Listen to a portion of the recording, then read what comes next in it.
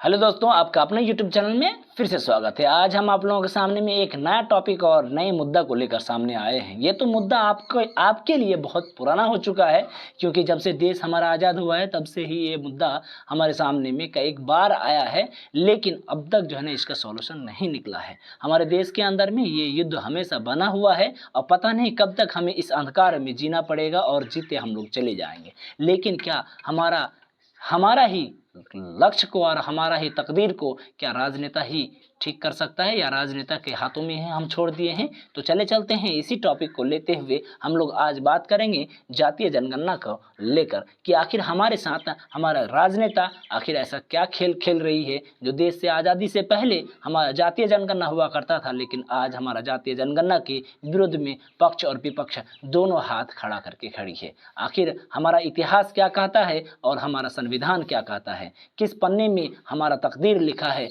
आज हम लोग इसके बारे में जानकारी प्राप्त करेंगे। तो चलते हैं। सबसे पहले हम लोग इतिहास को उलटते हैं कि इस इतिहास में हमें क्या सिखाता है। इतिहास कहता है हम वो चीज़ जानते हैं इतिहास से कि आने वाला समय में वो गलती ना करें। इतिहास इसीलिए हम लोग दोहराते हैं। आज इतिहास को ही हम लोग पन्ना उलट के देखेंगे। इतिहास हमारा ये कहता है कि 1881 में सबसे पहला हमारा देश के अंदर में जातीय जनगणना किया गया अंग्रेजों के माध्यम से, क्योंकि हमारा देश 200 साल तक अंग्रेजों का गुलाम रहा है और 1881 में जब पहला जनगणना किया गया तो जातीय आधार पर किया गया था। कारण यह था कि जानना था उन लोगों को कि शैक्षणिक रूप से, सामाजिक रूप से, स्वस्थ रूप से कौन कितना पीछे आगे है। इस चीज़ को जानने के लिए जातीय जनगणना करना अनिवार्य समझा अंग्रेजों के द्वारा, ताकि उस हिसाब से उसको आवंटित किया जा सके, ताकि उस समाज के लोग उन्नति कर सके या आगे बढ़ सके, उसको अपॉर्चुनिटी ज़्यादा मिले। इस आधार पर हमारा जो है ना जातीय जनगणना किया गया था।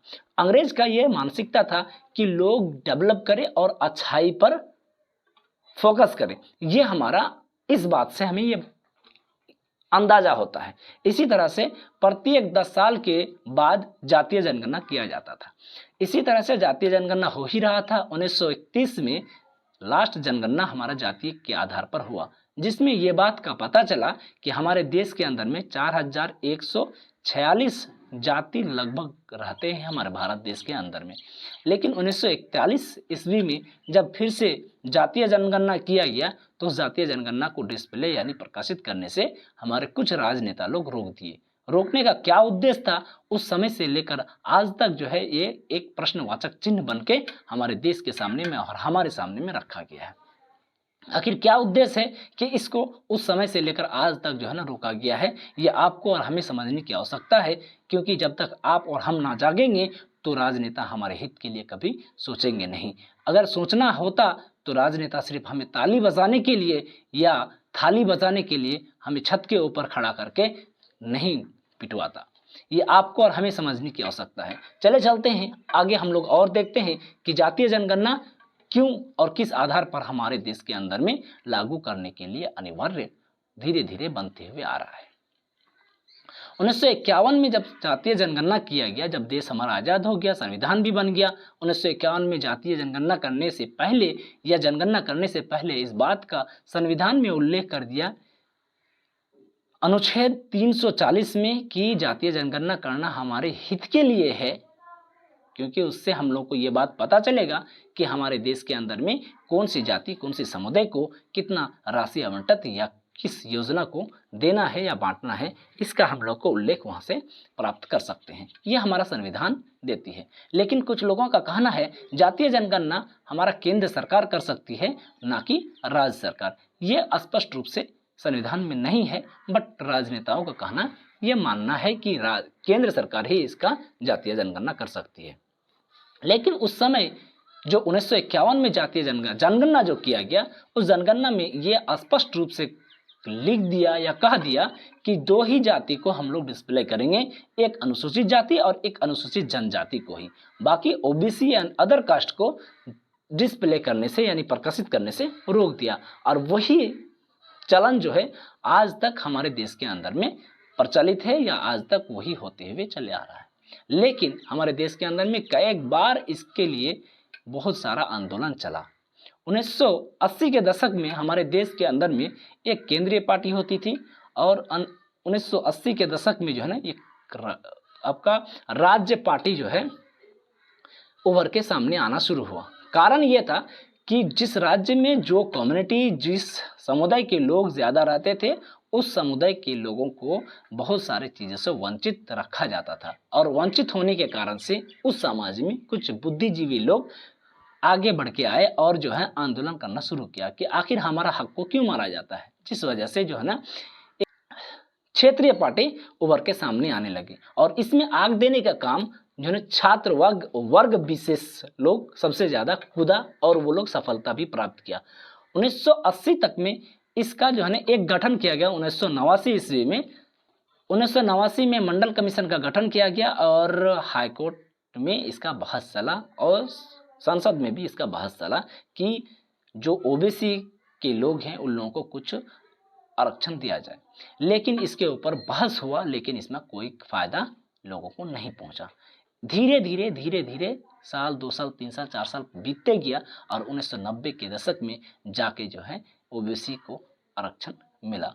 इसके लिए जो जनरल कैटेगरी के लोग हैं वो लोग बहुत भयंकर तरीके से एक आंदोलन छेड़ा, लेकिन उसमें कोई कामयाबी या उन्नति उन लोगों को हासिल नहीं हुआ। इसी तरह से चलते हुए जब हम लोग चलते हैं 2015 में कर्नाटक में हमारे देश के अंदर में ही जातीय जनगणना किया गया। जब जातीय जनगणना होने के बाद विपक्ष में खड़ा होकर वो लोग उसको एकदम पूरे जोर शोर से उसको रोक दिया, उसे प्रकाशित होने से एकदम वंचित कर दिया। वो प्रकाशित आज भी नहीं हुई है, लेकिन बिहार सरकार जब 2021 को जनगणना करना था, किसी कारणवश CA/NRC उस समय आ गया था, जिस वजह से भी कुछ समय के लिए ये बाधित रहा। बाधित होने के बाद फिर से 2020 में ये जो है आपका कोरोना आ जाता है। अब कोरोना आने के बाद जो है लोग लॉकडाउन, बहुत तरह की परेशानियों के सामना करना पड़ा, जिस वजह से जो है ना अच्छा से इसके विषय में बातचीत नहीं कर पाया। लेकिन संसद, विधानसभा सभी जगहों पर इसका चर्चा होते रहता है कि इस बार जातीय जनगणना किया जाए हमारे देश के अंदर में। आखिर कितने हमारे देश के अंदर में जातीय जनगणना में कितना जातियाँ हमारे देश के अंदर में रहता है। 1911 में जब जातीय जनगणना किया गया था, इसमें हमें ये बात पता चला कि लगभग हमारे देश के अंदर में ही, सिर्फ इंडिया के अंदर में ही 46 लाख जातियाँ पाई जाती है। इसके आधार पर आप अंदाजा लगा सकते हैं कि आखिर कितने कम्युनिटी के कितने लोग हमारे देश के अंदर में राज करते हैं या किस विभाग में हैं, इसका भी आप अंदाजा लगा सकते हैं। तो क्या जातीय जनगणना करने से क्या हमें हमें आवंटित राशि मिलनी चाहिए एक कम्युनिटी को या एक कास्ट को, तो वो क्या दिया जा सकता है? तो इसी के आधार पर हम ये कह सकते हैं कि जातीय जनगणना करना मेरे हिसाब से या राष्ट्र के हिसाब से या मानवता के हिसाब से ये कहीं ना कहीं सही साबित हो सकता है, क्योंकि उसी के आधार पर हम कोई योजना बनाएंगे और इस योजना में हम उन्हें लाभ पहुंचा सकते हैं।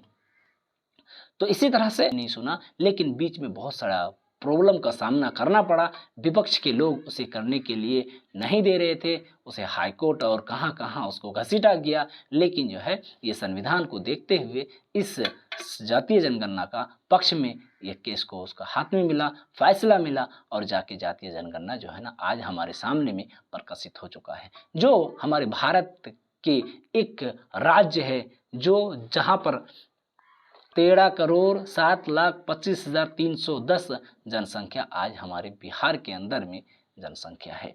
तो आज हम लोग जानेंगे कि आखिर किस कम्युनिटी को, किस धर्म के लोग सबसे ज़्यादा इस बिहार के अंदर में, किस कैटेगरी के लोग सबसे बिहार के अंदर में रहते हैं। तो इन्हीं सब बातों को लेकर हम एक नया वीडियो लेके फिर आप लोगों के सामने में आएंगे। तब तक के लिए हमारे चैनल से बने रहें और अगर हमारा वीडियो अच्छा लगा तो प्लीज़ हमें सपोर्ट करें और नीचे दिए गए सब्सक्राइब बटन को क्लिक करें और बेल की घंटी को दबाना ना भूलें।